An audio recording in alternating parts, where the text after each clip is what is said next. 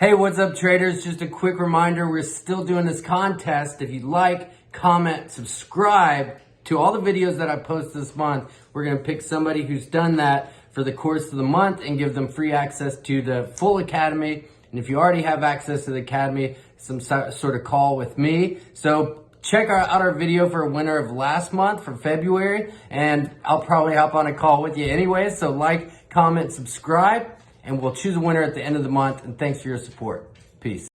Hey, what's up, everybody? It is the weekly charting video, April 5th, 2020. I hope you're being safe out there. Coronavirus is still going on.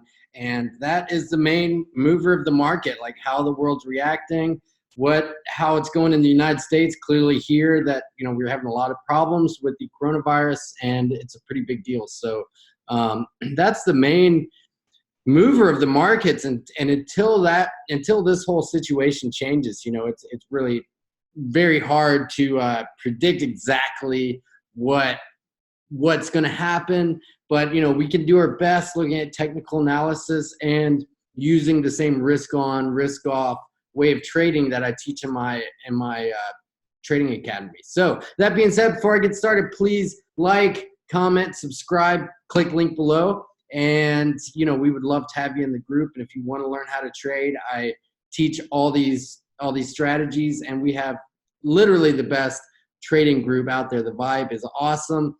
There's plenty of other great traders aside from myself. So there's tons of awesome trading ideas in there all day long. So I hope you take advantage of that. Click the link below to get started. And let's take a look at some of the charts that I shared and what I'm looking at for now.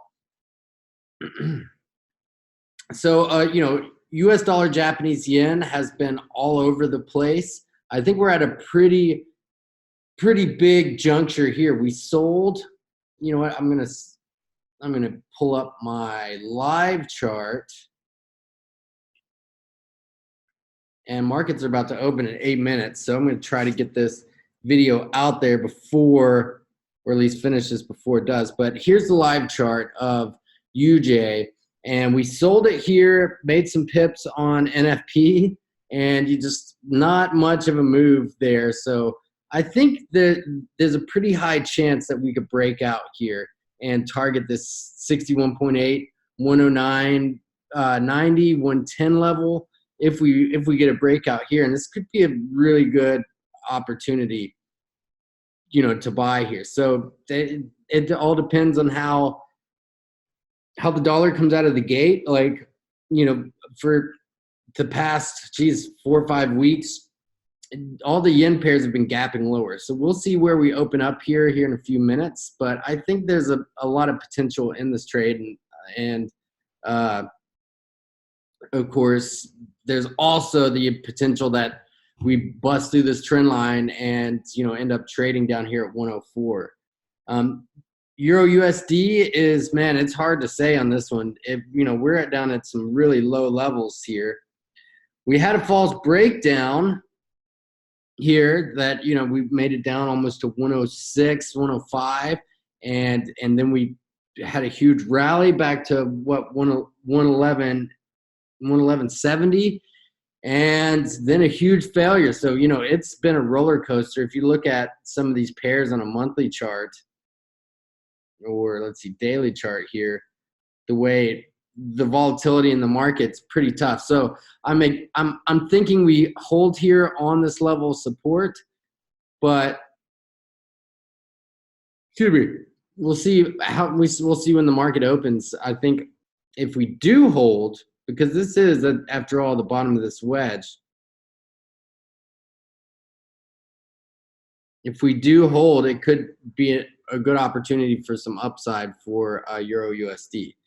Pound dollar looking pretty heavy. Here. We're able to come back above the 61.8, so rejected here.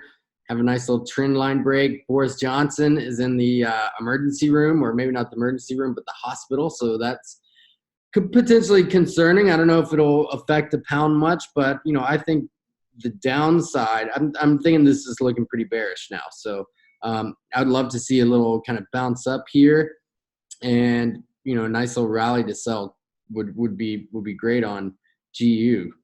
Dollar Swiss, I think looks pretty interesting because if you go to the daily chart, you can see we got really capped off here at 61.8. So if we do, you start to get some downside, I think it could be a really good opportunity to sell, especially if we end up seeing some dollar strength or dollar weakness. So, you know, it's hard to know whether the dollar is going to come out ripping or if we're about to get into some serious dollar weakness.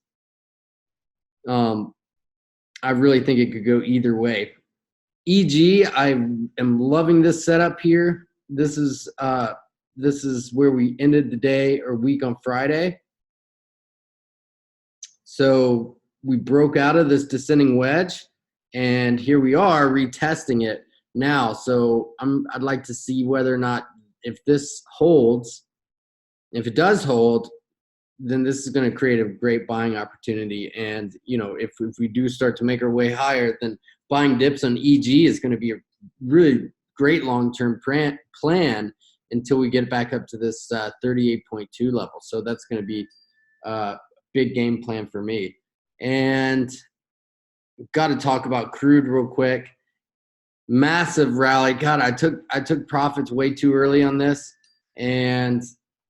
but we're reaching a big kind of a supply zone resistance area. So I'm really hoping for a dip here. We have an OPEC meeting on Monday, I believe. So,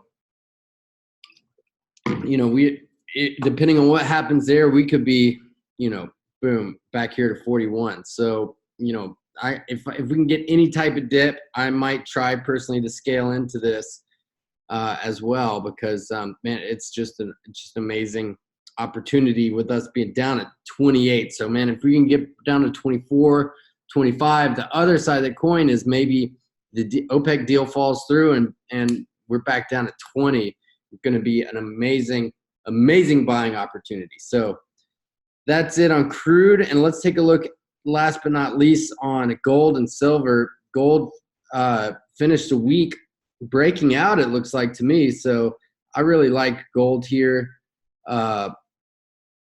And we'll see after the Forex open where gold opens. And if we go ahead and gap up above this, then, oh man, it's going to be a great buying opportunity because, you know, we've broken out and then we gap higher and maybe we close the gap, retest and respect to this level here, then, you know, this is going to be a great buying opportunity because I think long term we're above this 61.8 here.